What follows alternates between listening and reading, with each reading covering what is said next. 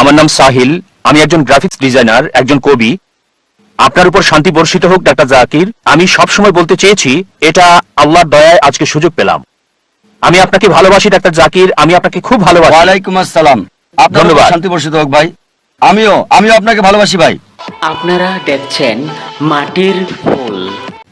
ধন্যবাদ। আমি ধন্যবাদ জানাই এত বিশাল জ্ঞানের জন্য। আপনার লেকচার শুনলাম আমার বন্ধুর জন্য, আমার বোন নাগমার জন্য। আমার কিছুটা কনফিউশন ঈশ্বরের বাণীর মধ্যে, আর যারা বিচারের দিনে বিশ্বাস করে, যেমন একটা ছোট্ট প্রশ্ন। আমরা বিশ্বাস করি মুসলিমদের মতো যে বিচারের দিনে মৃতকে জীবন দেওয়া হবে।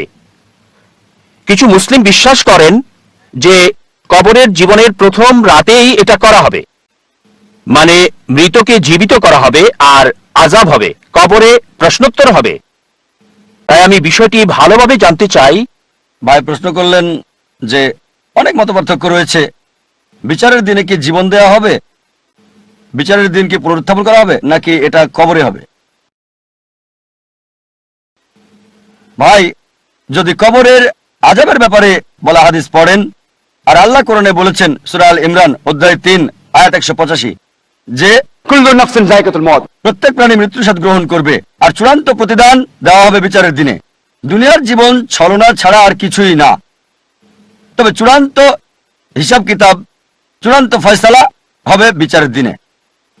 আমাদের যা করতে হবে, হতে পারে শাস্তির একটা অংশ পাচ্ছি পৃথিবীতে, পুরস্কারের একটা অংশ পাচ্ছি, পুরস্কারের অংশ কবরে, আযাবের অংশ কবরে। তবে ফাইনাল চূড়ান্ত ফয়সালা বিচারের দিনে হবে।